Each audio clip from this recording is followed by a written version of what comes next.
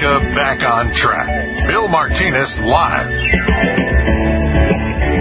Hey, it's the right thing to do. It's so much easier, and we stop wasting money the longer that we maintain this trajectory that we're on.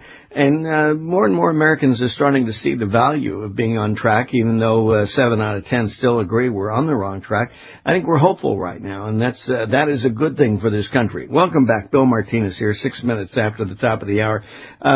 Still, the nation is reverberating with what happened at the University of California at Berkeley, and we're going to talk a little bit more about that, particularly as it relates to a new book that was just released, No Campus for White Men, The Transformation of Higher Education into Hateful Indoctrination. Scott Greer is with us. He's an editor, columnist at the Daily Caller. His work has appeared on The Drudge Report, Real Clear Politics, Fox Nation, Breitbart, and numerous other outlets. Scott Greer, welcome to Bill Martinez Live. How are you? Thank you. Thank you for me on. I'm good. Hey, good to have you here. Congratulations on your book. And which was you had a forward. I mean, little did you know when you had Milo Yiannopoulos do a forward for you that he was going to be such an incendiary figure in all this. Brilliant timing on your part.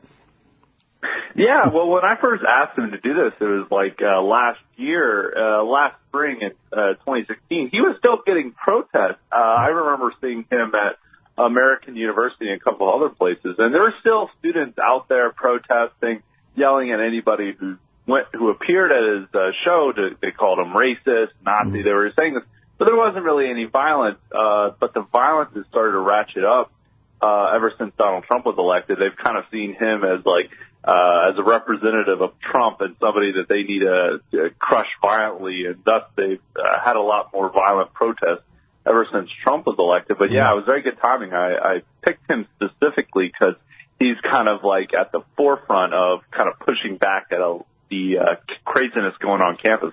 And when he shows up, they just go crazy for him. Right. So he was the perfect person to share his experience with seeing what's going on college campuses right now. Well, interesting as this would happen, things like this, when, the more you try to hold back and resist, it's kind of like watching an eclipse of the moon or the sun, where they tell you not to look up because, the intensity of something, when there is resistance, the intensity increases, and it can be, you have unexpected consequences. And for those that wanted to squash Milo, the unintended consequences is now they've really taken him to newer heights and more notoriety, haven't they?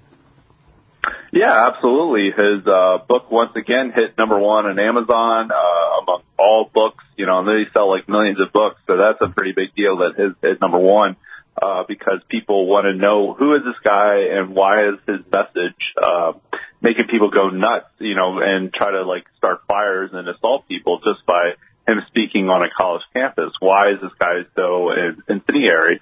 And people, that's what made him drive book sales, and that's what made him get on TV. That's what is driving more interest in him. More people are wanting to know who this guy is. It's not suppressing his speech. It's only expanding it and making more people aware of who he is and how these campus leftists are treating free speech. Well, as an observer of campus culture, you've been seeing this move more aggressively to the left. I mean, to the point that you even have comedians who heretofore, you have them for amusement and kind of a break from the doldrums of campus life and that sort of thing. But you have comedians now in mass saying, I'm off the campus circuit because, these kids are just way too serious and, they're not interested in having a good time anymore.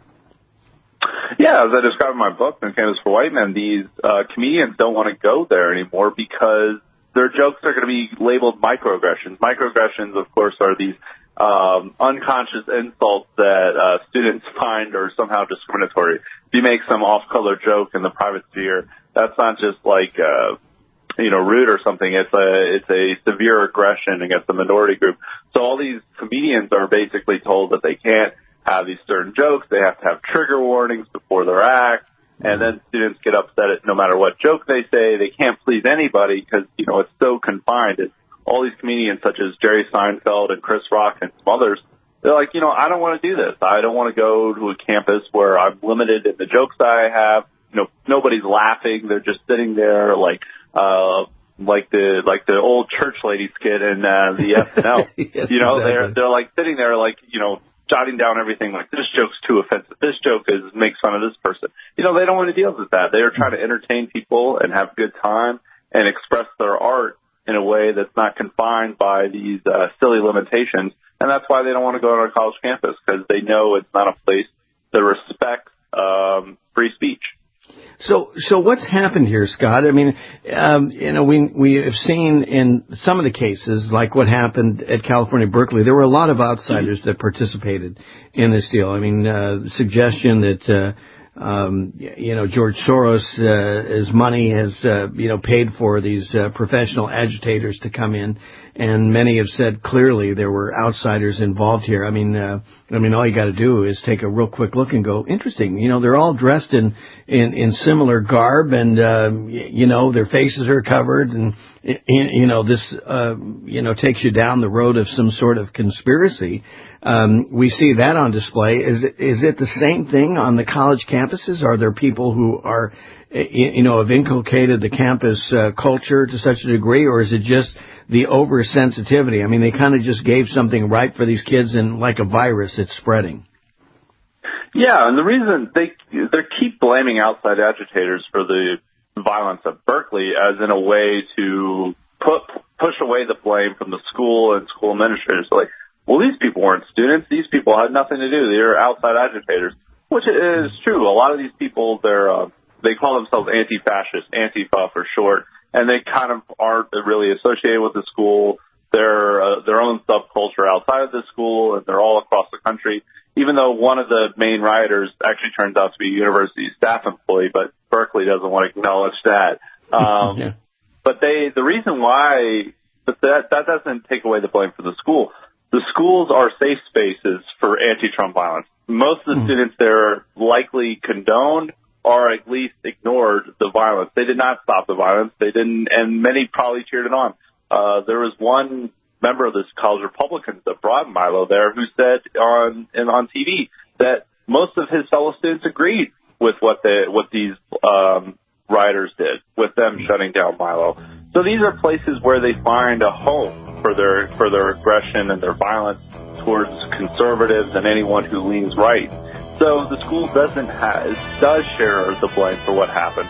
They allowed this to happen. They told the police to not, to act in a moderate fashion and let these people run wild on campus. So welcome to Baltimore one more time. That worked so effectively there, right? Absolutely. Well, the one thing, Scott, they hear tossed around from their side is that everybody's a fascist, but they seem to be acting more like fascists than the people that they're accusing to be fascists. Am I wrong? No, you're not wrong at all. I mean, they're trying to suppress speech and commit violence against their enemies. I guess that's pretty fascist to me. I would think so. Scott Greer is with us, editor and columnist at the Daily Caller, and more from Scott as we talk about his book, No Campus for White Men, right here on Bill Martinez Live. Stay with us, America, just about 15 minutes after.